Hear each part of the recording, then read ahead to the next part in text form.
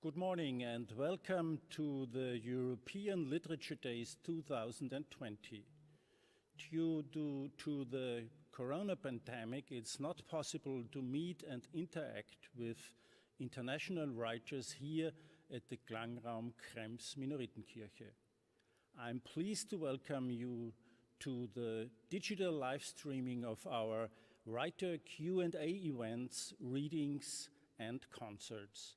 And I wish you an entertaining, inspiring, and thought-provoking time with our think tank on the topic of more wilderness. And now I give the floor to Veronika, who will accompany you on the live streamings today. Well, good morning. It's a very great pleasure for me to welcome you to the European Literature Days 2020 in these extraordinary times. This is the second panel and the first out of three with Rosie Goldsmith from London today. She's going to talk to two really unusual writers. It's Polly Clark and Dan Richards. And before that, I would like to inform you about my role in here. My name is Veronika Trubel and I'm going to guide you from Klangraum Krems Minoritenkirche, where the European Literature Days usually take place. I'm going to start and end today's panels and keep you up to date in case of technical topics arising. And I'm also the reporter for questions arising from the audience. So in case you would like to say or ask something, please let us know either in the chat or per email.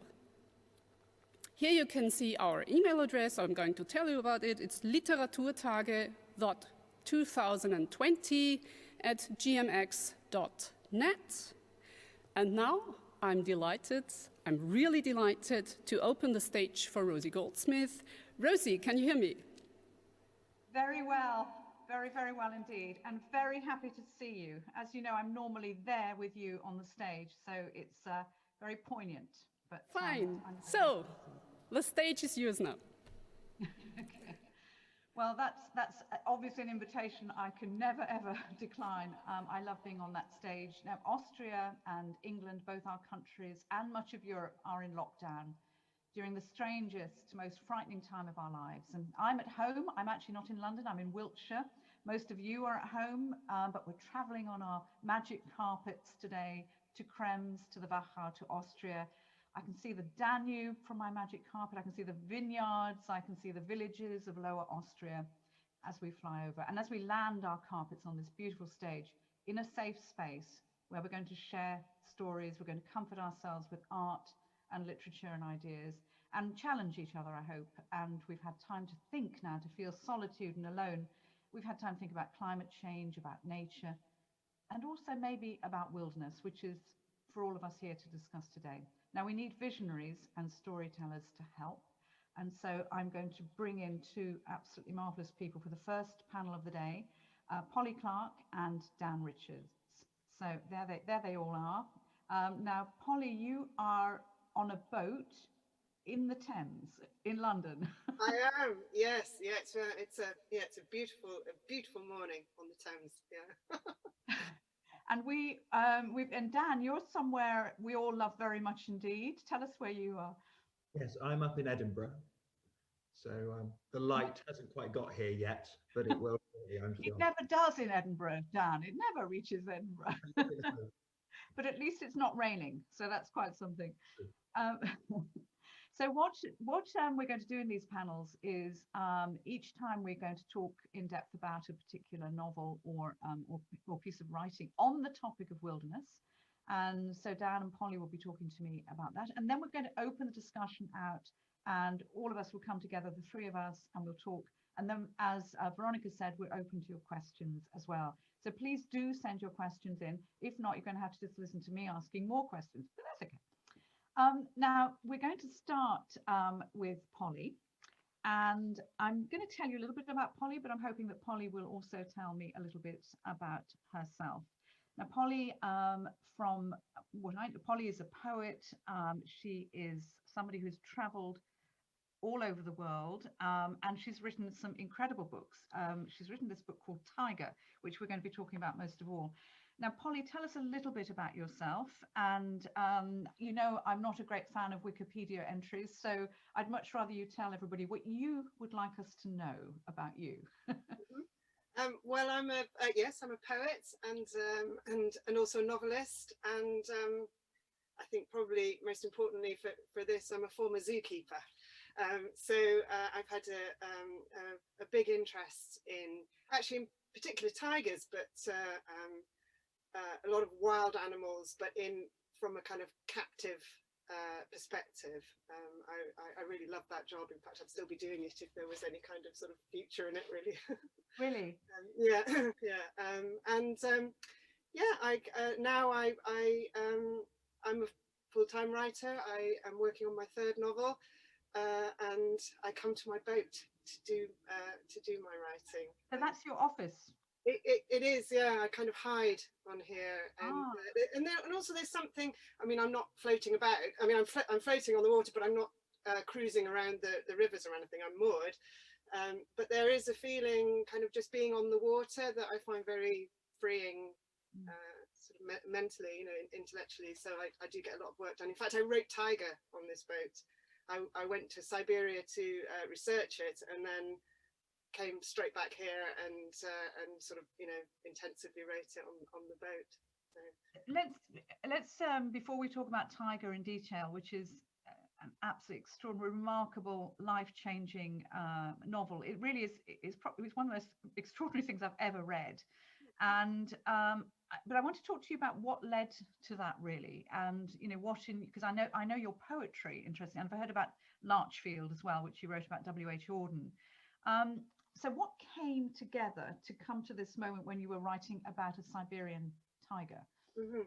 Well, as I say, I had been interested in tigers themselves, but there is a specific characteristic about the Siberian tiger which began to be something that was going to be important in my novel, and that is that the Siberian tiger has this incredible long memory and capacity for revenge, which is probably unrivaled in nature. It seems to be, apart from in people, and it's actually a survival tactic for them, because the male Siberian tiger, the king tiger, has this absolutely enormous territory, up to 500 square miles, which he spends his life patrolling. And obviously he can't be in all places at once to keep control of this. I mean, there are so few resources there in the winter. It's minus 35, deep snow. And so his territory has to be enormous in order to support him and his females that are in there.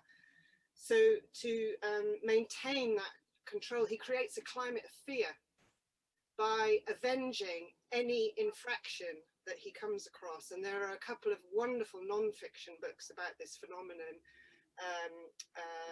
The Taiga by Valand, gosh, his first name has just escaped me, and Great Soul of Siberia by Soo Young Park, which describe this characteristic.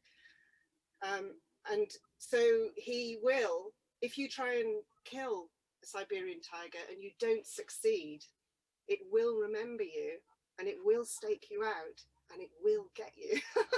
And there's a wonderful, it's John Valand, it's a wonderful story of a poacher, rather unfortunate poacher in the Taiga, who tries to kill one, fails, leaves the forest for 9 months. Surely that would be long enough. Comes back, and no, it's not long enough. So when I knew I wanted this revenge idea in my novel, that meant I had to encounter that particular tiger or its habitat. I had to know more specifically about that tiger, because if you want to research tigers in general, You can go to India, you can hop on an elephant, and they're just kind of there in reserves. This area, they're wild. They're not in reserves as we understand it. And only recently could people who weren't scientific experts even go there. So that kind of, I didn't want to. I'm not very intrepid at all, actually. I can't believe that. I mean, this to me is like extreme research. Yes, it was. And I when I realized that this was all, you know, it was all converging on the necessity to actually go there. And there's no mechanism. There are no holidays to the Russian Far East. So I actually had to go on the internet and searching on the internet for ways to go. And I found this sort of crazy cat guy who was setting up kind of these fledgling eco tours to these places in, you know, rare places to see big cats. So I kind of hooked up with him, and that's how it actually kind of happened. But the whole thing was really quite hair-raising, all the, you know, the preparation and just the prospect that I was going, and that there would be no phone signal, nothing, no, you know, I was going to vanish for 3 weeks into the taiga. So what kind of preparation, if you like? I mean, this is obviously, you know, wonderful for our topic, which is, you know, what do we look for in the wild?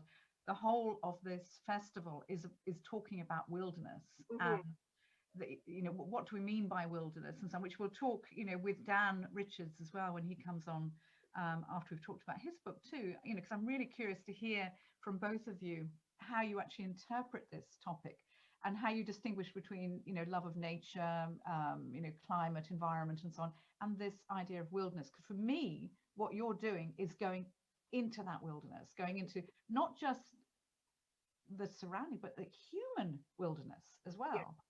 Yes, I mean, yes, absolutely. That's very, that's a big part of what personally wilderness means to me, is it's where people are not and have not been for a significant time. And that's a very, yes, I mean, to experience that is a great privilege. It's a very profound experience, actually, to just, yes, and to experience yourself in that environment where actually another species is in charge. So, I mean, an example of sort of a moment where I felt it was when, you know, they advised us to take out, you know, quite extensive insurance, you know, so that you could, you know, super duper insurance, so that you could be flown out, you know, from wherever it was, if something happened to you. And so we were, so I did that. And at one point, you know, what we would do would be to track the tigers and then set camera traps where we thought they were congregating. So our days were spent tracking, and you would come across the tigers' kill sites quite often. So we came across this sort of eviscerated boar in the forest, and you know, it's terrifying, really. I mean, it's a murder scene. There's blood everywhere, crows, you know, and the blood wasn't frozen, which meant that the tiger wasn't that far away. And we were just a little motley collection with a few, you know, Russian guides with some really old guns. And I just realized, standing there, you know, with obviously a tiger not very far away, that would kill us I mean, we wouldn't be able to, you know, stop it before, if it had decided to attack. I mean, part of the discussion about wilderness is fear. Yes. And are you one of those incredibly foolhardy people who just don't feel fear, or did you feel fear? And well, that was it. I did feel fear, and it was the authentic, correct fear that as an animal on the earth you should feel. Your senses were prickling, and you were very aware, and all the things that in civilization you're told to suppress, that feeling that something's not quite right, your instinctive sense that there's something there, all the things you're supposed to suppress in civilization are actually what keep you alive in that situation. And all the people and all the animals are actually responding to that. And to feel that feeling was very, I think, actually empowering, and it changed how I felt about myself in relation to my place on Earth. I am actually an animal with senses that haven't died. Civilization hasn't killed them. Well, I mean, the book is, for that reason, it is, I think that's why it's so powerful, because you are actually writing not just about the wild and about the tigers, you're writing from the viewpoint of the tigers. Now, that is a phenomenal achievement. How did you do that? And tell us about the story too, because we've got two main characters. We've got Frida and Thomas. So it is a novel, which is another really unusual aspect of all of this. It's not a nature book. It's not written as a non-fiction book. It is a novel. So was that always going to be your first choice, fiction? Yes, I mean, there were stories to tell about that. There aren't any novels about that area and about the tigers, I think, because it's just too hard. It's too hard to research it. There are some as I say, these wonderful non-fiction books which I recommend people read. But yes, there are sort of four interlinked narratives, and they are the reason I came up with that structure is as a result of that research. The research didn't give me the result that you might expect, you know, saw a tiger in the wild. The USP of the whole thing was that you won't see a tiger. It's too dangerous, you're all avoiding each other. What I did see, which completely changed my life, I think, was the tracks in the snow, the white book, they call it. So we've all seen tracks in the snow, we know what that's like, but the sheer number and variety that you saw, and the notion that suddenly penny dropped that they're all affecting each other. So you will get a little set of tracks of a mouse, and then a weasel will come, it will see those tracks, and it will change what it does as a result. So these are narratives unfolding in front of you. And if you follow tracks backwards, you're going back in time. So that whole idea of time in nature and narratives being all around you that you just can't see because you haven't got snow, that is what made the structure of the novel. It completely sort of blew my mind. Just a notion of what time is and what narratives are. They're actually deep embedded in the natural world. And writing part of the story, so it follows a dynasty of Siberian tigers, and one that ends up in a zoo in the UK, and then the cubs of that one are repatriated back into the wild. So there's a kind of a hopeful circularity about the whole thing. But what was very important to me, the most important thing to me, was that, yes, like you say, a lot of it is written from the head of inside the head of a tiger, but tigers in nature, exclusively as far as I can see, have always been exoticized and kind of fetishized and made to seem supernatural, and, you know, they talk like in the Jungle Book. My tigers don't do that. My ambition was that they were absolutely real. They don't do anything that they aren't reported to do in the wild. And as a writer, I feel my job, it's a massive exercise in empathy. That's what you're actually, the labor of it is. You are trying to inhabit things, other things all the time. So that was what everything was kind of converging on, that I went and did that so that you don't have to. If you read Taiga, you've experienced the life and world of a Siberian tiger, and perhaps more than anything, that might make you care about its situation. Is that why you wrote this? I mean, you're describing a very intense experience, not just the research that you underwent, the years and years that led up to writing this book. As you said, you were a zookeeper as well, which I don't know whether you became a zookeeper in order to research the book, but the actual writing must have been incredibly intense as well.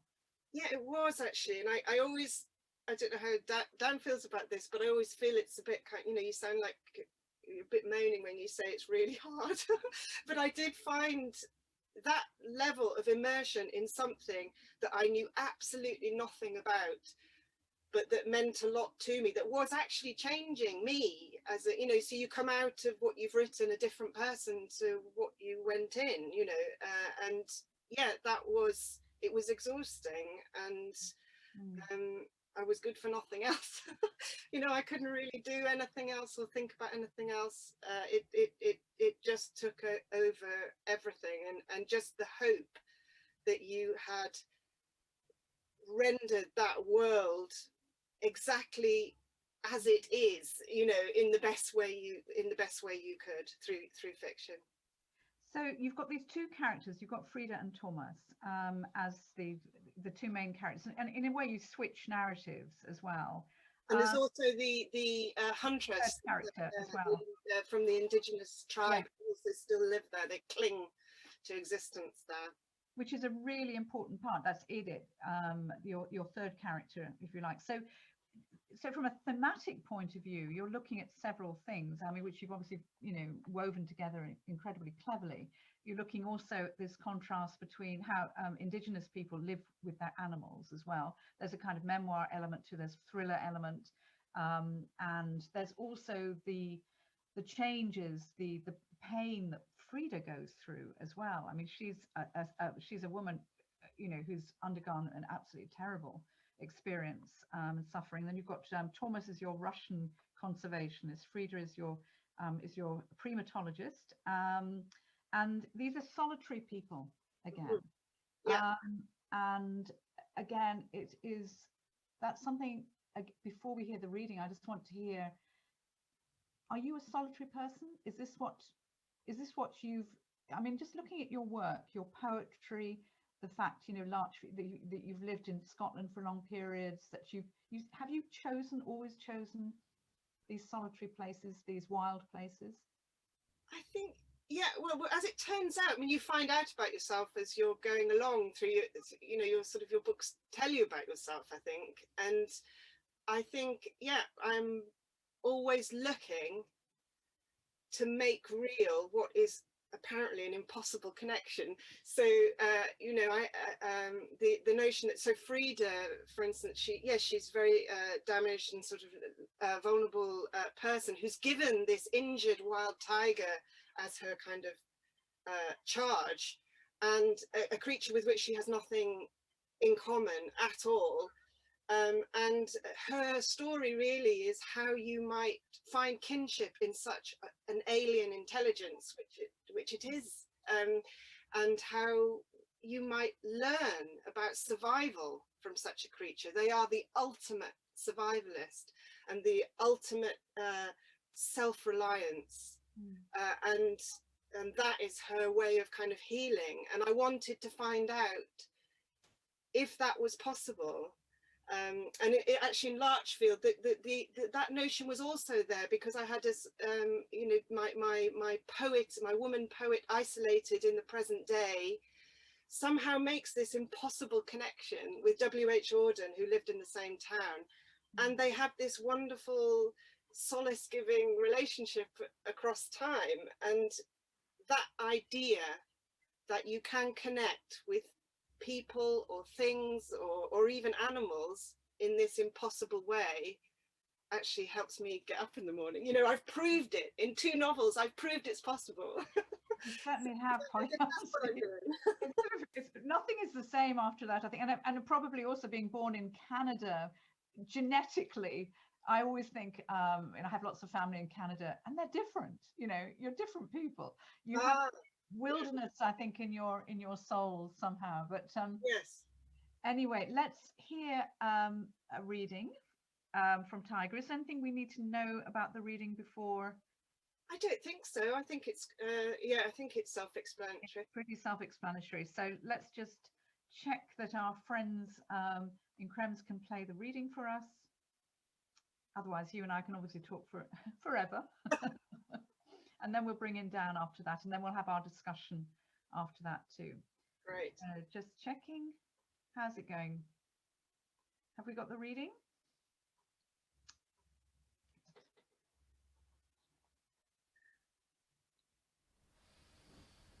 Hello, I'd like to read you a short section from the prologue of Taiga, and to really start the story by plunging you into that forest habitat where the king tiger really is in charge. there's a rather unfortunate hunter who believes that he might be able to take the king tiger on, and that's not the case. That's not what happens. If we were to have the misfortune to encounter the king at this moment, misfortune because it would be the last thing we would ever encounter, we would be paralysed with wonder that a creature so immense and bright, before whom all creatures fled, was possessed of such oceanic stealth. In the king tiger, the majesty of the forest became corporeal. The sun and moonlight, the stars and shadows, the complexities and striations and ancient rings upon the trees, the shadings of snow and earth, the king swept all these into his shape. To encounter him was to witness a fundamental truth. All natural things are incarnations of each other. All, that is, except human hunters, flimsy, ill-suited to the forest, they were incarnations of nothing. The hunter exists outside nature. The king understood this about them, and this honed his approach. The hunter changes nature to suit himself. He burns it, chops it, digs it, destroys it. He disguises his own weakness with things he has made, snares, traps, guns. He fills the forest with copies of himself, as in the teeming village where recently one of the king's tigresses was taken and killed. As the king approached Dimitri's camp from the back, he made no sound at all.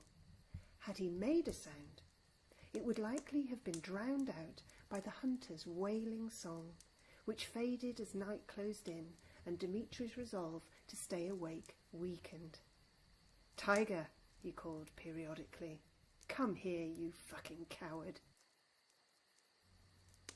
The tiger's tail flicked as if propelling him through dark waters. It flexed to balance his tilt through the trees. How could something so massive make no noise? When the forest manifests as a tiger, the transformation is perfect. Noise is an imperfection, and it has no place here. The hunter was poking the fire, mumbling to himself. The rifle was in his hand. It was pitiful, really, that the hunter did not understand that the king tiger owns everything in the forest. He is the forest. To maintain a territory of such immensity, every transgression must be avenged. The boundaries must be ruthlessly enforced. This was essential to keep the king in his place at the apex of existence. The tiger's skull looming now behind Dimitri would fill a man's arms.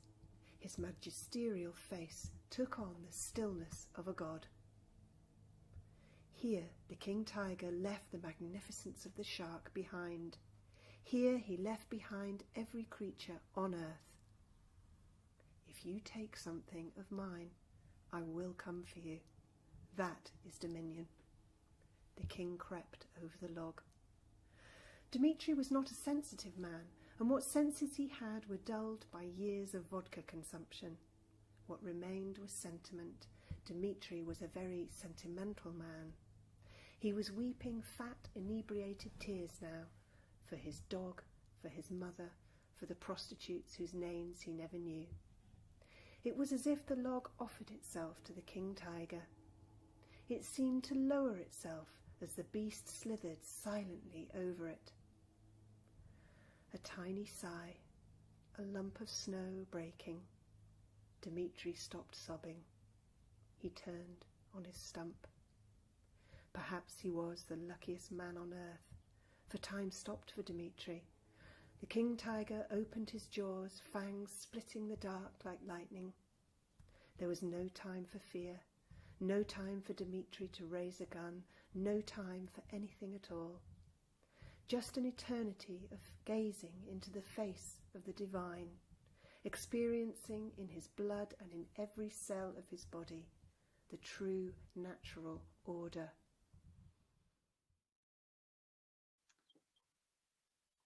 Well, Polly, thank you so much for that. That was Absolutely beautiful. I mean, seeing those paw prints as well too. I can say I'm very envious. I'm not sure about that, but thank you for bringing that book to us. We've Taiga exists in both English and in German. I know it's been translated. So please do read Polly's book, Tiger or Tiger. And Polly, don't go away. As you know, we're going to bring you back in about 15 minutes. But I'd like to now introduce Dan Richards properly, as they say. Dan, it's lovely to see you again. Thank you for sitting there. How did you've read Polly's book? How do you feel about her book? Is it something you could ever do? I know you're an adventurer. I know you've traveled to some very wild places. Would you ever do what she did? I think that sort of hybridity, the way that you know, the research in the wilderness and then the novel form, I think Polly's doing something very, very interesting in that. The idea of the fidelity, and earlier when you were talking about the fear, that's something I've experienced, and almost I felt that non-fiction, even creative non-fiction, perhaps sometimes isn't enough, because you know, truth is such a strange thing and feelings are such a strange thing, and to be in a landscape where you are not the apex predator, you know. Just before we were on air, we were talking about, you know, prints and paw prints, and when I was in the Arctic for the Outpost book, I saw the paw prints of polar bears, and polar bears are quite important in that book, and it was extraordinary. And I know that prickle that Polly was talking about, you know, you see this paw print, and I said to my guide Ireland, this looks like a big bear. And he said, no, this is a two-year-old female bear. And I said, still, that looks like a very big paw print. And he went, oh no, you get a 5-year-old male polar bear. They have paws like, and he paused and he said, the tops of dustbins. And I said, gosh, that does seem large. And he went, oh yes, it could take your face clean off. And I said, right, yes. So to be in that sort of environment where you have, you know, these huge animals with paws the size of dustbin lids, it's a straightener, you know, it does keep you on your toes.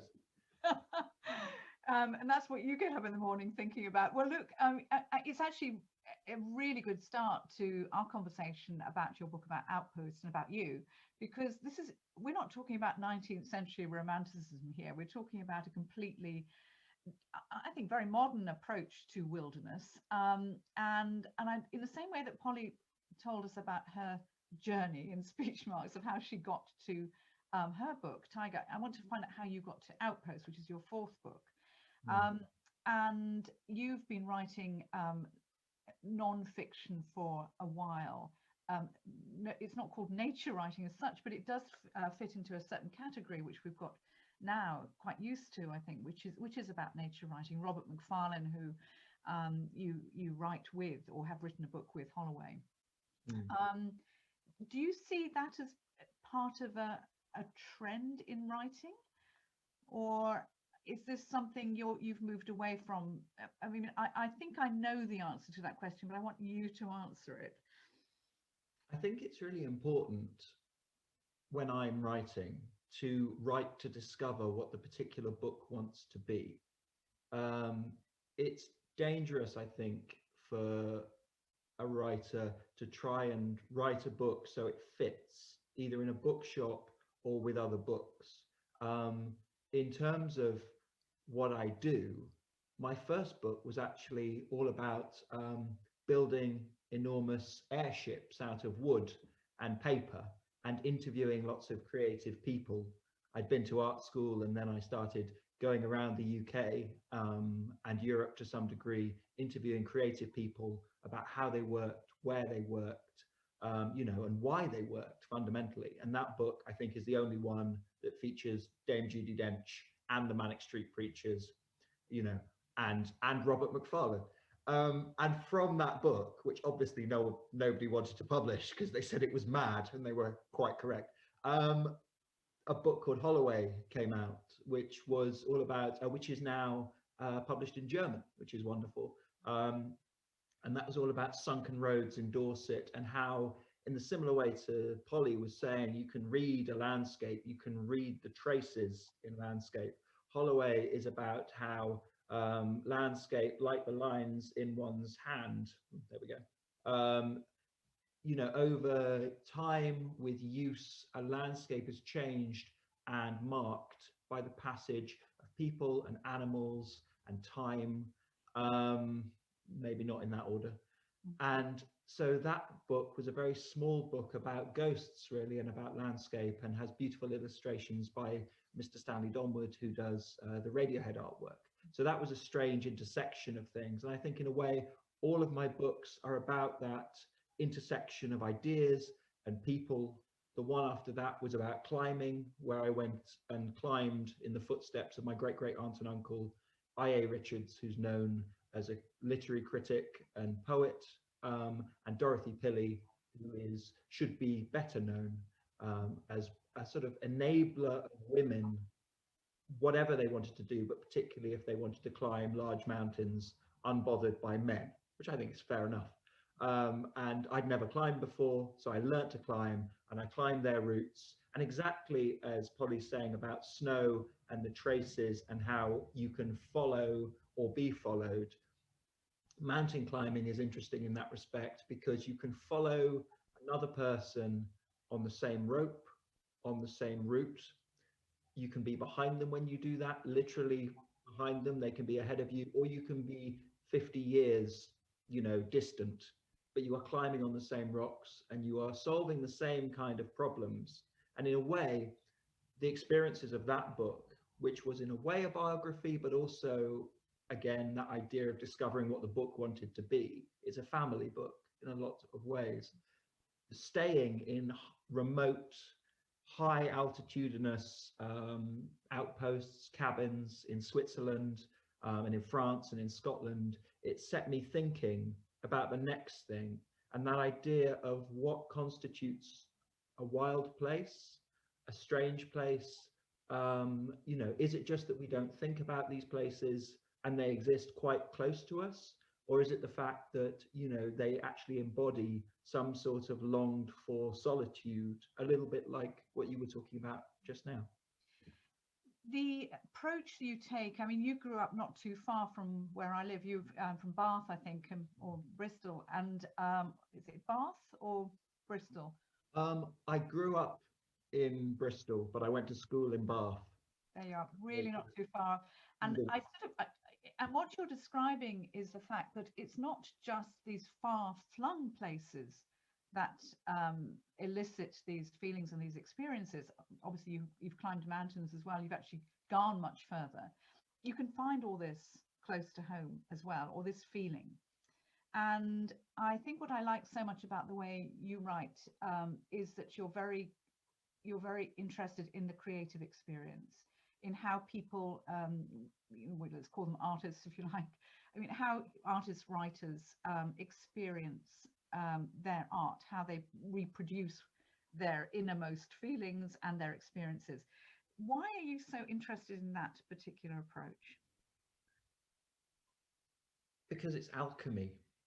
Because the creative process for me is one of the most amazing things, because writers, painters, whoever it is, musicians, they are taking from nothing and they are making something. And that moment of creation and the idea of inspiration, you know, Picasso said, inspiration does exist, but it must find you working. And that idea of the creative process and the work that goes into it, in the same way that I think about my books, I build books, I travel and I try and I accrue. It's almost gathering resources, and then a question of bricolage or collage, putting it together, and again seeing what this body wants to be. And you're right, for the Outpost book, I do travel quite widely, but I also go just outside of London to Great Missington to see the writing cabin of Roald Dahl. And I talk about Virginia Woolf and the idea of a room of one's own, the idea of a cabin of one's own, this crucible. Because I think, having written the book, I discovered there are two sorts of outposts that I was really interested in. The idea of the place that is the shelter to protect one from wilderness without. And then you have these crucibles of creativity, which are really outposts that act as lightning rods to try and get the idea of wilderness within. You've got this little box, which is just enough architecture to shelter you from the outside world, but not so much as to distract you from what you're about. This is probably the reason that all studios I've ever been to for any painter are freezing cold. You know, apparently it's the law that if you're painting, you have to be cold and miserable. And once I was in a studio with the painter Jenny Saville, and there was one radiator. It was the only warm point in the room, and it had the most amazing Rorschach kind of print from when she would finish painting, have a cigarette, but first she would wipe her painty hands on her bottom and then lean on this radiator while having a cigarette. And that was actually one of my favorite things in the whole studio, was this painterly impression of her bum. But that's quite fun. And so when I was looking at the Outpost book, this idea of, you know, the far flung, that's obviously central, and I go all over the world. But also some of my favorite chapters in there are the wilderness and the wild places that are quite close at hand. Because, you know, John Muir said that going out is often going in, you know, and Nan Shepherd has written about this as well with the Cairngorm Mountains, that you don't necessarily need to summit and to scale and to achieve a, you know, a pinnacle kind of climb. You don't need to get to the summit of something to have an experience of wilderness, you know, in the same way that Polly was saying that it would be terribly detrimental to one's health to actually encounter a Siberian tiger, but to actually go and witness, that's kind of important. And so this idea of these places being almost, I suppose, yes, crucibles, being places where one is changed and one is capable of, you know, if not great deeds, then certainly great thoughts, you know, to go outside one's normal experience. And now, also in Outpost, you go to, as you've been describing, you go pretty much all over the world. You go to, I mean, places I have, you know, happened to be able to see as well, like the Icelandic houses of joy. I mean, there's so, I love Iceland very much indeed, but these areas, what is your favorite outpost? What is your outpost? Well, you mentioned Iceland. Iceland was wonderful in the book. The idea of these buildings that have been rebuilt over millennia from the Norse right up to the modern day, and the idea that places like that can be haunted. I thought that was wonderful, and to experience that was, you know, otherworldly. In terms of my outpost, I think as a writer, it's important to be able to work anywhere. But there's a place in Bath at the top of the house, which is like a little attic garret where I often work, and that has a nice view and not too much in it to distract me. And that's where I often work, and that's where I wrote a lot of the Outpost book. Is it cold? Often, yes. That's probably my only claim to creativity. We live in an old stables, it's very cold. Dan, let's hear your reading, and then we'll bring Polly in after that, and we'll have a discussion about wilderness. Let's just see where we are. Here we go.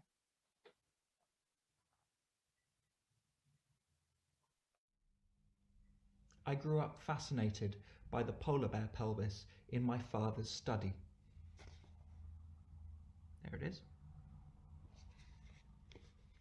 My mother, Annie, tells me that when my father, Tim, returned from his final Arctic expedition a month before my birth, it was night and raining hard. From Svalbard, he'd flown down to Tromsø, then Luton, caught several trains to reach Swansea, and finally a bus to Penclawdd, a village on the Gower Peninsula in Wales, where my parents lived. Annie had sat by the window all evening, waiting, and now she could see him walking up the shining road, pack on his back. She was listening to Gladys Knight and the Pips, she remembers, a cassette. Once home, he was amazed to see how pregnant she was, how round her belly. He was also very taken with the carpet, she recalls, It felt so good on his tired feet. Tim had been away for several months on Svalbard, a Norwegian archipelago in the Arctic Ocean, situated north of mainland Europe, about halfway between continental Norway and the North Pole, exploring the Brøgge Peninsula and the glaciers, fjords and mountains east of Ny-Ålesund, the northernmost civilian functional settlement at 78 degrees and 55 minutes north. Next morning, he unpacked his bag. Everything smelled of smoke. The smell permeated the whole house, trangia smoke and unwashed man, and from deep in the stuffed mix of wool and down, he drew out the pelvis, abstract, sculptural, bleached, and placed it on the table, strange object from another world. Years later, he told me that he'd found the bony frame on the ice and glaciers of Kongsfjorden, although as time passed, the story changed and he'd swapped it for cake and kit with the expedition doctor. The pelvis lived in the study of our various houses throughout my childhood. Less trophy, more alien artifact. It looked so pure, supernaturally white. When held, it was heavier than one might expect. It enthralled me. An almost feathered line of peaks ran over the sacrum and coccyx. The broken ends of the flaring hips revealed a coral interior. The hollow eyes of the femur cups, the sinuous lines of the iliac crest, its conch shell-like fissures, cracks and apertures, all these tactile features thrilled and intrigued. The idea of my father having discovered it on a glacier, an impossibly far-flung landscape of mythical beasts, caught my imagination. And the names, Ny-Ålesund. I rolled the word around like a marble in my mouth. Svalbard, it sounded so cold. And Spitsbergen, somehow colder still. The pelvis was full of story. To hold it was to think of Tim as a young man in that great white silence. Imagine polar bears, the life of that particular bear, and feel my horizons expand.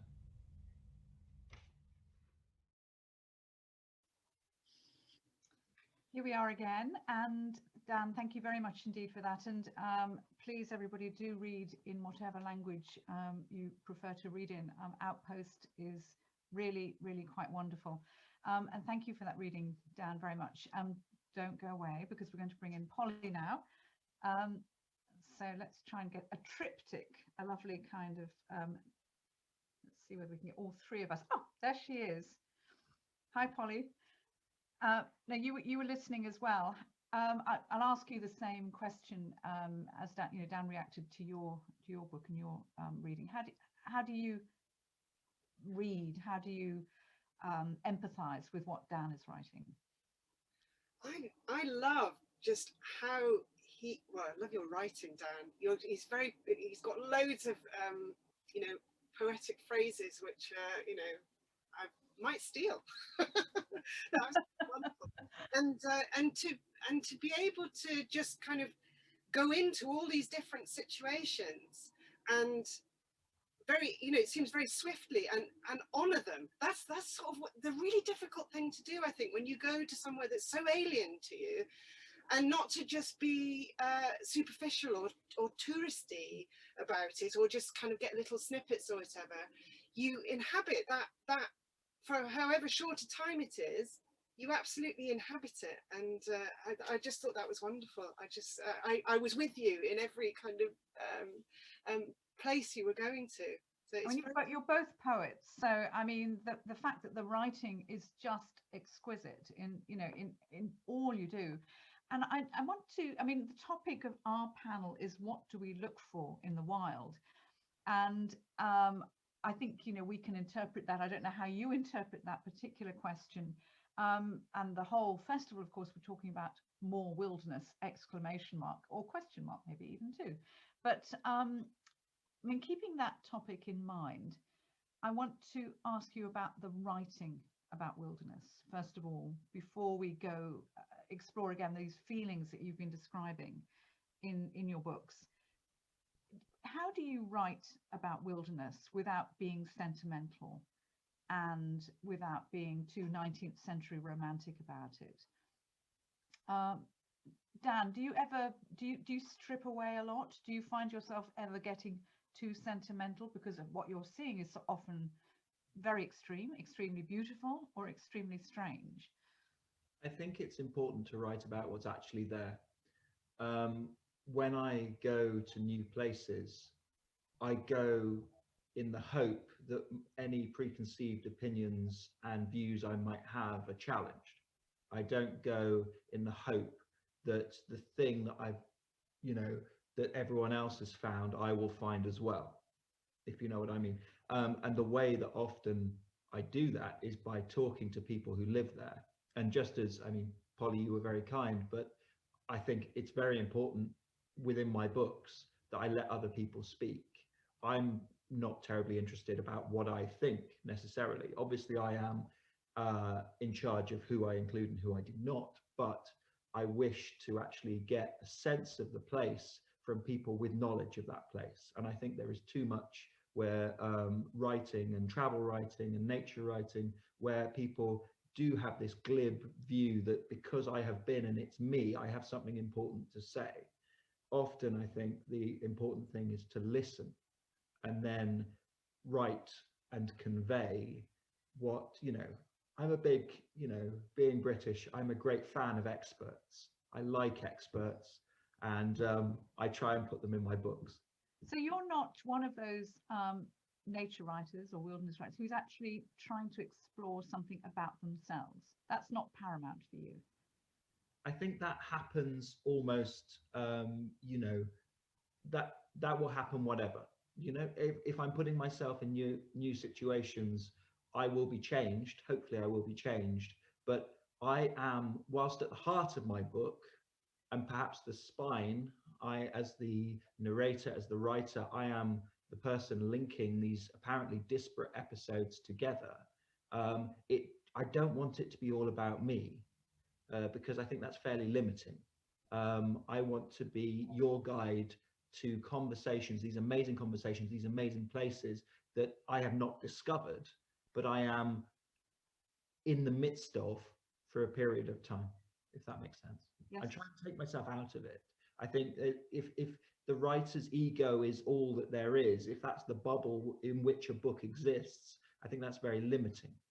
In the same way that with Polly's books, it's about the tigers, it's about these animals, and it's trying, you said empathy at the start, you said the writer's job is to be empathic and almost the conduit and the prism through which we see these new things.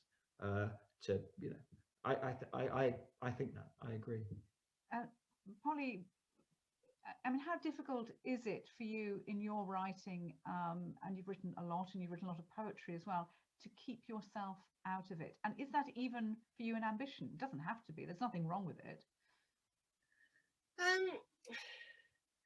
Well, actually, just relating that to what you were just talking about with Dan.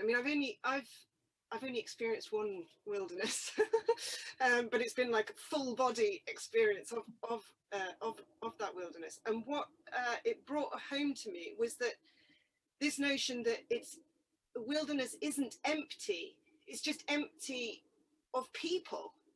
And what my sort of sensation of the whole thing, and what you're trying to sort of render, was the incredible fullness of it, and the fact that it's expressing something else that has nothing to do with you, and that is it's quite a leap. It's a leap of yes, I guess it is. It's sort of it being some kind of conduit, or being open to that. But in that, you do actually find yourself. I found my own kind of place. I find I am part of that thing, but not as, Polly from Scotland who's writing a book. It's the other thing. It's the more elemental part of yourself. And what was really fascinating to me was that, so the indigenous people describe the Siberian tiger as the lord of the forest, and which of course just sounds like, sort of a vaguely new agey thing that you would dismiss. When you're actually there, it's a scientific description of how it actually is. Because the taiga, you never see one. They're so vanishingly rare, and they're perfectly camouflaged, and they may be 10 meters away, but you're not going to see one, and you are avoiding each other. But you come across their manifestations all the time. So the kill sites, the tracks, the disturbances, the feeling. So it's like, I started to think of the trip like a pilgrimage, where you go to the place, and the controlling mind, the entity that is there, you will never personally encounter it, but the environment is expressing it. And that is how, so my encounter with the Siberian tiger was much more profound by going to that place where it lives and I don't, and feeling what that is. And that is, to me, that is the most profound encounter with the natural world I've ever had, where I'm irrelevant in all the ways I think I'm relevant, but I was able to understand how people who live there actually describe it completely accurately. It's not a religious term, it's a scientific term, I feel. I mean, that's what you're both doing, is balancing science and art very carefully, I think, and with great respect. I wonder also whether there are particular writers you have referred to or love particularly who also do that. Dan, have you got any personal favorites? I mean, I imagine McFarlane is one of your favorites. He's obviously he's a wonderful writer. Yes, he's a lovely chap as well, which, you know, makes it even more hard to bear. Yeah, somebody I really read quite a lot, and it may not seem like an obvious choice, but I really, really enjoyed reading, you know, Roald Dahl as I was investigating for the Outpost book, partly because I read a lot as research, but also this idea of the strange and the tales of the unexpected close at hand. He helped me keep my wits about me and looking for things that were, you know, just, you know, hiding in plain sight. Somebody else that I really, really enjoyed reading again, and it's a small book, but one that you can return to and discover hidden depths, was The Living Mountain by Nan Shepherd. And also quite a lot of Maggie Nelson, just about looking at, especially Bluets, about unpacking the idea of colour and self and travels within. That was quite important as well. Polly, what about you? What are your well, Ted Hughes as a poet, as a writer, he's just right on the kind of the spark of what I'm interested in. His view, his almost sort of shamanistic view of the world, that you know, everything is animated, even inanimate things are animated, and part of the role of the poet is kind of seeing that animation or giving animation to things that don't appear to have it. And actually, in that part of the world, the Udegi people who live there, you know, that whole side of life is suppressed for them, but they have a shamanistic view of tigers, of everything in that region is animated, and there is, you know, the drum that the shaman plays is the membrane of that is just the membrane between the world that we know and the spirit world. And actually, when you're there in the environment again, it's just so true as a description of how it is. We are just a kind of membrane away, and from the unseen, which is just as real. And Ted Hughes is a poet that's right on that all the time, and it's fantastic. And another book that changed my life in relation to this, but beyond, is Soo Young Park's book, The Great Soul of Siberia, which is a non-fiction book. But he was an ordinary Korean school teacher who got the Siberian tiger bug and decided that he was going to be the one to get actual photographs, not camera trap photographs, actual footage that he had taken himself of Siberian tigers. Now, what you are both describing so powerfully is the need to be in those places. because neither of you, it seems to me, could actually write about the wilderness and not have been there. Dan, how do you feel? Do you write about it when you come back, or do you have to be there to write about it? It's a really good question. I think, yes, this idea, I don't think I could write in a vicarious way. With the last book, with the climbing book, I couldn't have written about Dorothea and Iva and just been in archives, you know? I had to go It's to a their... family story. You could have told just a biography of your family by looking at the archives, but you didn't do that. No, because I think fundamentally one has to go and experience and challenge yourself, you know, that challenge to actually, you know, because it's difficult to some degree, because other people haven't done it, or, you know, I'm enthralled to the sort of people who go into the middle of Siberia on the tail of a tiger. You know, that's fantastic, but there's a reason that people haven't done it before, and it is because it's deadly dangerous. In the same way, I loved going up to the Arctic and looking at sort of abandoned Russian ghost towns for this book. But there is a key reason why they are abandoned, you know? It's not the most hospitable place. But in terms of writing, I try and be the big eye and the big ear, and I try and write notes. I try and take photographs and take recordings on my phone. Often when I go to places, you can say goodbye to phone signal for several weeks. So my phone becomes a clock. And again, often not that useful. You know, it's 24-hour daylight. Why do I need to know what the time is?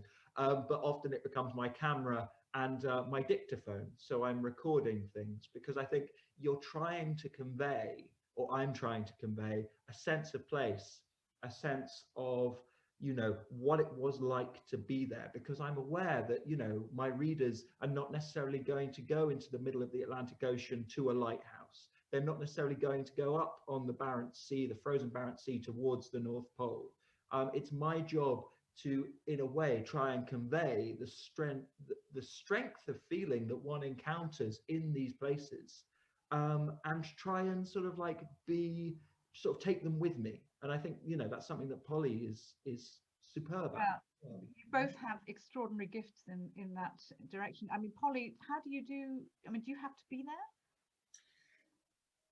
Well, I mean, maybe. Did you really have to go to write? I mean, in this instance, I think I did, because I feel that the so animals and tigers, maybe in particular, they are almost like the last bastion of kind of othering, in a way, where you can you know, just kind of treat them as figments of your own emotional landscape. You can project what you want onto them, and they have no reality outside of yourself, you know, in stories. And I just think that with non-fiction, particularly of those tigers, the bar is very, very high. The personal effort people have gone to do justice to this magnificent creature and its, you know, imperiled environment is just enormous. It would be, in this instance, it would be wrong and small and, you know, no good of me to just rattle off an exciting story from how I think a Siberian tiger might be. So in this instance, I really did have to, even though I know quite a lot about tigers and I know a lot about animals, and I'm familiar and comfortable with that, in this instance I did have to. But in fiction, but you know, that's a big part of your job, imagining other places, and people have done that. They've done The Tenderness of Wolves, that was Steph Penny.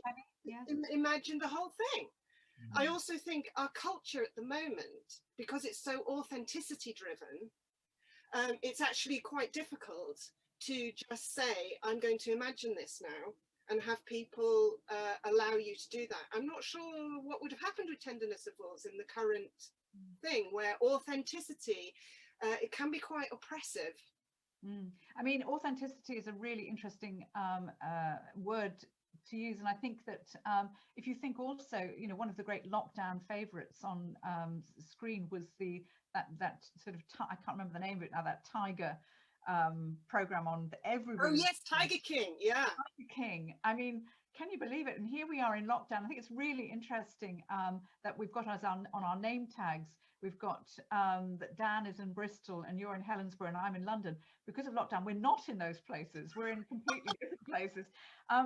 And of course, you know, I want to also bring Veronika back in now, because she'll possibly have some questions from people who've been watching and listening, and we'll integrate those in as we continue our conversation. But let's just see whether Veronika is there. Yes, hello, Veronika. Yes. And just want to check, are there any questions coming in, or should we just continue talking? Oh, yes, we've got some questions. I've got some questions to report. First of all, it's really fascinating listening to you and your conversations. I'm sure that people are thinking about paw sizes and authentic fear, and the question what that might be. But there are three questions I would like to report. First one is, what do your guests take with them from the wilderness back to civilized life? And the second question would be, in which sense did the experience of wilderness change the author's personality? And another question would be, which answers to life did the authors find in the wilderness? So this is my questions. Nice, easy questions on a morning. I hope you've both tanked up with coffee or what. But yay, let's go. Let's just jump in there, because those are they're great questions, of course. So I'm going to ask you. Let's get through a few as quickly as we can. I think if we can discuss existence quickly and the meaning of human life. Because this is what it's about, actually, isn't it? Absolutely. This is what it's about. So, Polly, what did you bring back from your experiences in the wilderness, or in this specific case, it would be with the tigers? A sense of connectedness that I didn't have before as a creature. Yeah. And I think that is also the answer to the second and the third question, really, is how did it change your life?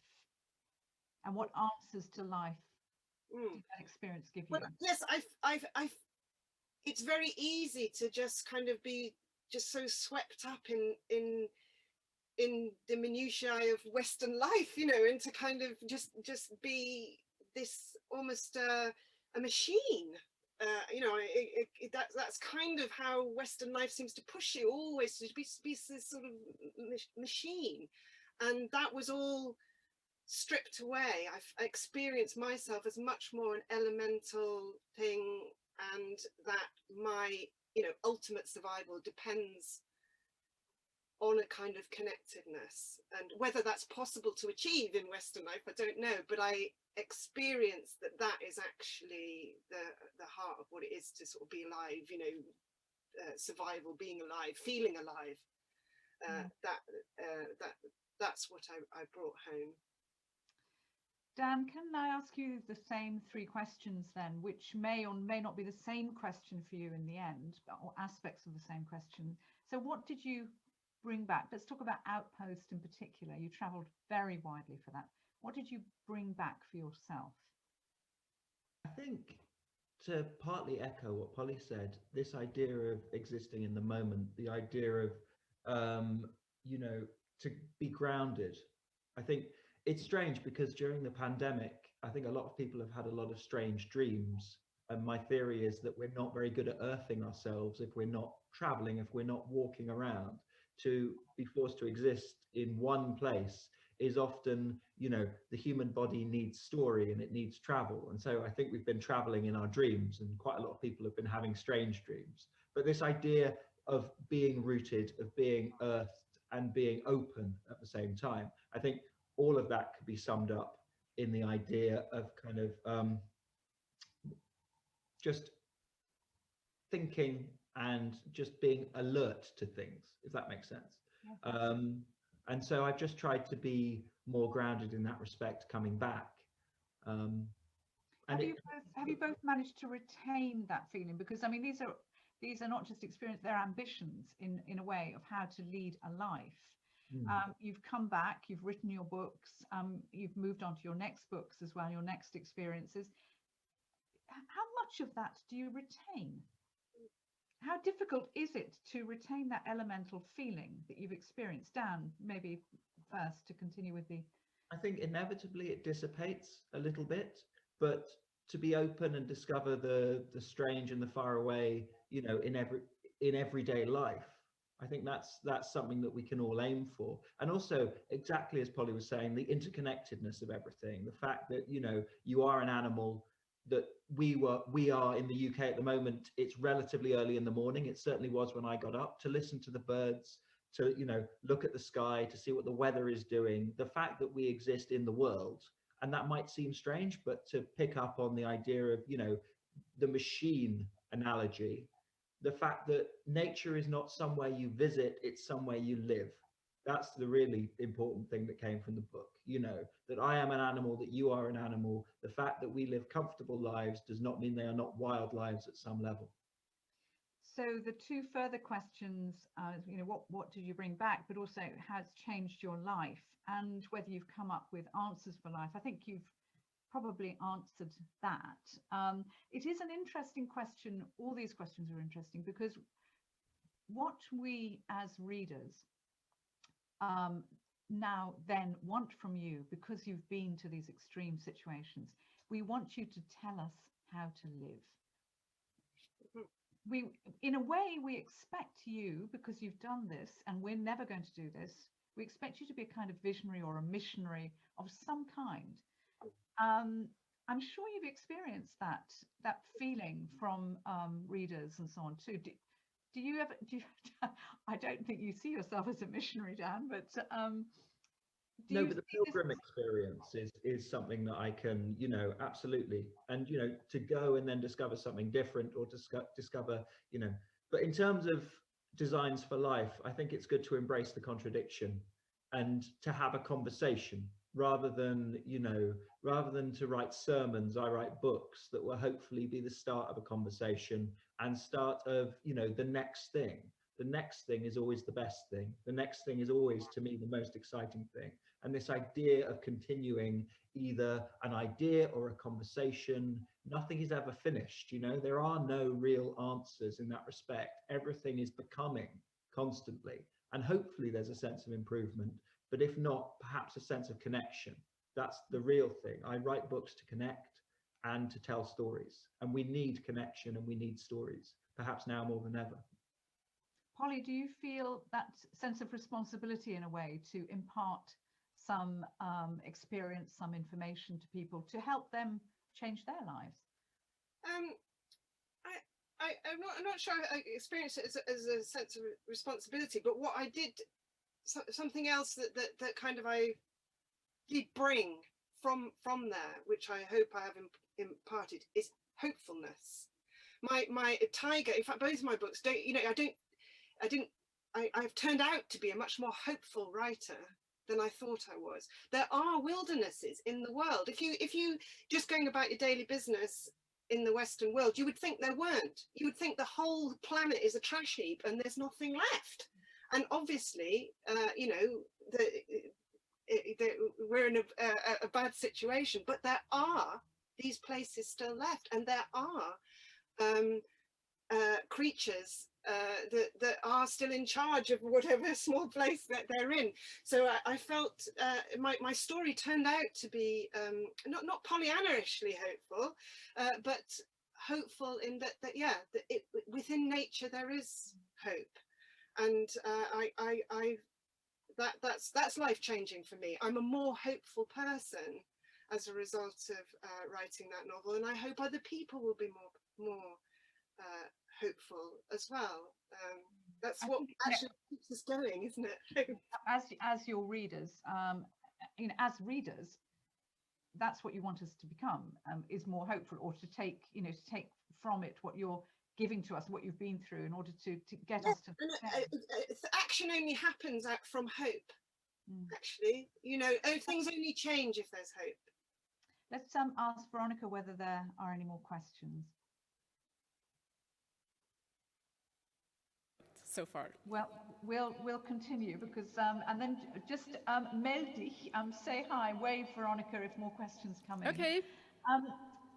So on that question, one thing we haven't talked about are cities. And you two, well, except the fact that Dan is in Edinburgh and you're in London, Polly, we haven't talked about cities and the relationship that of wilderness to cities, so rural to urban, if you like, or wilderness to cities. How do you feel about cities then? Do you just dislike them? Are they the embodiment of all that is wrong and evil about our society? Dan? Well, Edinburgh's very nice. I like it here. But that was a rhetorical question. Trams and everything. I think it's interesting in as much as having a home to come back to, wherever that home is. I think is very important to, you know, travelers, but also just to animals, to everything. And, you know, this idea, as I said earlier, that, you know, just because you live with a lot of other people in one place, that doesn't mean that, you know, everything is, as Polly said, you know, it doesn't mean it's a conglomeration of trash. There will be more trash in Edinburgh than there will be, you know, somewhere else. But the amount of peregrine falcons in New York is extraordinary because they're drawn there by the pigeons. You know, the amount of, I think San Francisco has those amazing walruses, or it did the last time I was there, that stink. They're terribly stinky. And you have these amazing, I suppose, juxtapositions. And perhaps that's more visible in a city. But then cities are very, very recent. There's a wonderful cartoonist called Tom Gould, and he made this lovely triptych. And if you imagine that we're all a hill, and so, you know, on top of your head, Rosie, is a city. And then another hill says, you've got something on your head. And then in the next couple of frames, there's nothing there. And it goes, oh, don't worry, it's gone now. And, you know, the idea of time, I think that was something that I really picked up on writing my book. The idea that, yes, it's a city now, but we are very short-lived creatures and the human age will pass as well. And so all of this, you know, this too will pass. Perhaps that doesn't answer the question. But but it answers it in your way, which is the right way. Polly, how do you feel about cities? And there you are in London. I know you've lived in several parts of the world, including Canada and Scotland. How do you feel about London? I absolutely love cities. I love cities. I mean, I actually, you know, I've gone out to Siberia, but nature makes me nervous. I'm one of those people who, you know, so in Helensburgh, where I live, you know, we're right by the sea. We look out onto open sea, and that open horizon with like nothing makes me quite uncomfortable. And I've come to the conclusion actually that people are maybe born with a kind of landscape inside them. Maybe it's where you're born or whatever. And, you know, a lot of Scottish people, they love the big expanse and the big mountains. And I find that really quite intrusive. I think it's because it's there and it's in your face, and if you're writing, you can't ignore it. Whereas the city, it's a backdrop, it's a hum, you can lose yourself in a city, much as you could maybe lose yourself in a forest. So I feel very comfortable. I feel anonymous. I feel small. In a way, it's my kind of nature, in a way, and wild open spaces. Yeah, that was an extra layer to going. It's interesting, I think, how it's like major comfort zone abandonment there.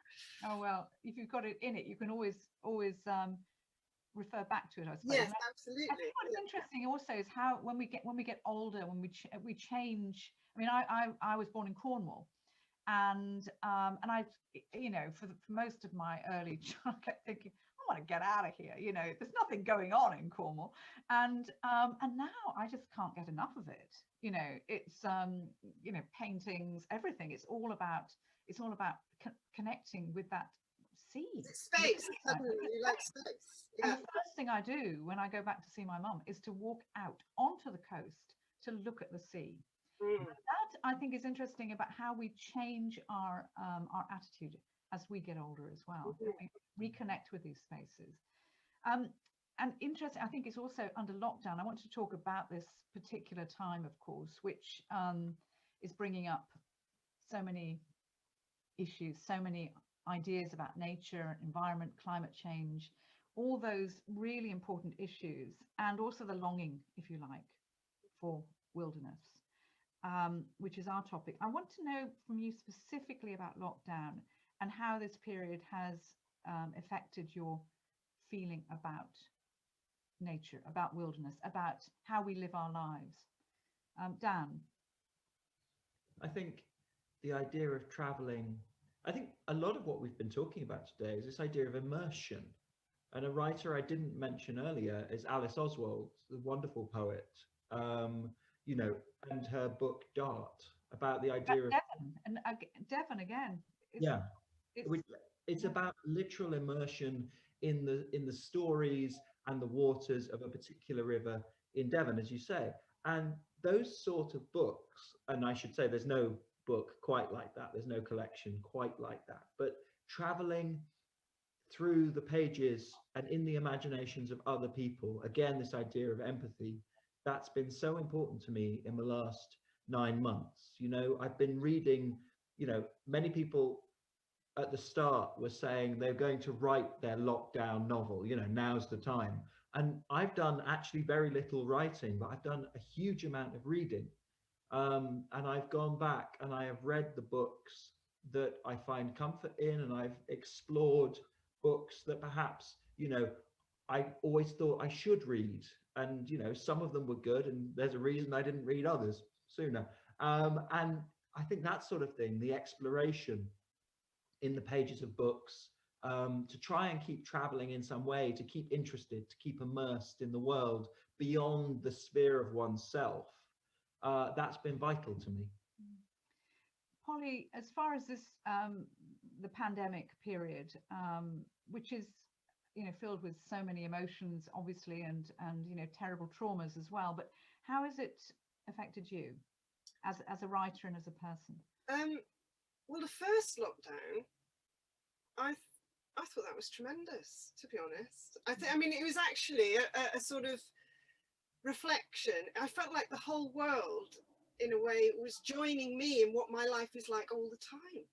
And, you know, it just kind of, yeah, you know, I'm just very much locked down mentally, you know, into my own little bubble a lot of the time anyway, to get anything done. And I did feel that I actually liked that everything stopped and the whole business of